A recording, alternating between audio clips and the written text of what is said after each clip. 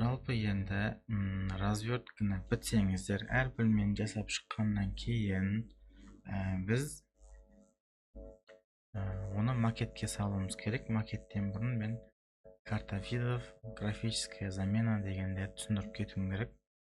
Оны бір жасайсыздар, зато бірақ кейін сіздердің қанша уақыттарыңызды үнемдейтін болады, чем оны қолмен жасап отқаннан.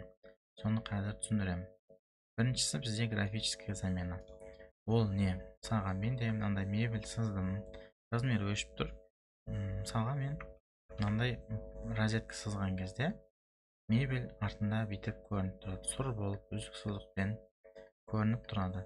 Осыны қалай жасаймыз? Бұл енді әдемілік үшін жай ғана, бірақ зато өзіңізге де түсінікті болып тұрады. Не үшін кондерканы деген сияқты сразу көрініп тұр. Енді оны қалай жасаймыз? Бізде астында мына жерде комбинация графической замены деген бар. Ол қазір менде без замены деп тұр. Мына жерде комбинация графической замены деген шетіндегі кнопканы мына жерде көрініп тұр ғой, басамыз. Сөйтіп бұл жерде бізде правила керек. Бізде правила пока жоқ. Сол үшін управление правилами дегенге кіреміз. Сөйтіп бұл жерде сразу туралап кететін нәрсе бар. Монтажный план, демонтажный планда ертең біз демонтаж бұзылатын нәрсені немесе соғылатын нәрсені көрсеткен кезде демонтажды бізде әрекет сарымен, ал новый заттарды қызылмен көрсетеді по умолчанию. Негізі бұзылатын зат қызыл болған дұрыс, ал жаңа зат көк болғаны түсініктірек емес па? Сол үшін демонтируемый элементы дегенде осы жерден сары болып тұрғанда сразу өзгертіп кетсек болады. Образец штриховки бізде линейный наклонный бола берсін. Линий наклонный шаг 1,5 деген таңдаймыз. И передний планы бізде қанық қызыл болсын, задний план мынандай чуть-чуть ашылып қызыл болсын. Ал мынау бізде краска қызыл кино var дейді. Давайте осы болсын. Сосын новый элементіға кіреміз да. Бұл енді наоборот көк болу керек. Новый зат көк болса логически жаңа түсінікті болып тұрады.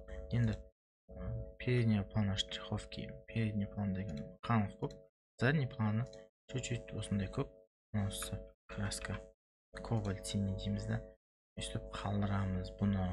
Енді бізге тағы мебель үшін правила создать ету керек. Создать дейміз. Новые правила дейді. Атын мебель деп қояйық. Сөйтіп настройкасын туралаймыз. Enter басамыз.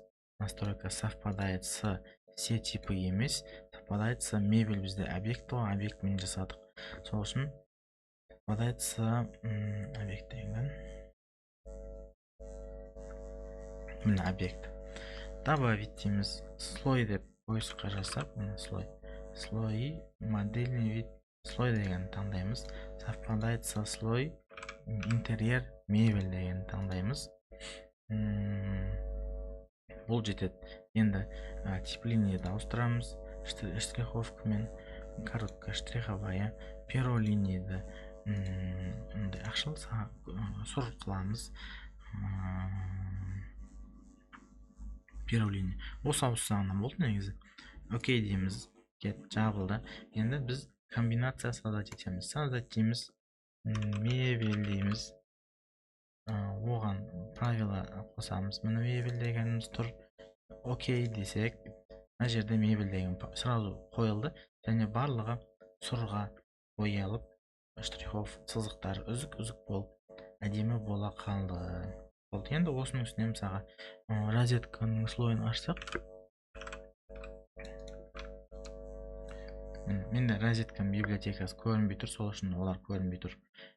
Жалпы осылай көрініп әдемі болады. Егер желанияңыз болса, пол напольный покрытияға да осылай жасап қойсаңыз болады. Бірақ маған олай істеген онша ұнамайды. Ұнап жатса, любой затты осылай көрсетіп, артына фонға қойып алсаңыздар болады. Графический замена бойынша бітті.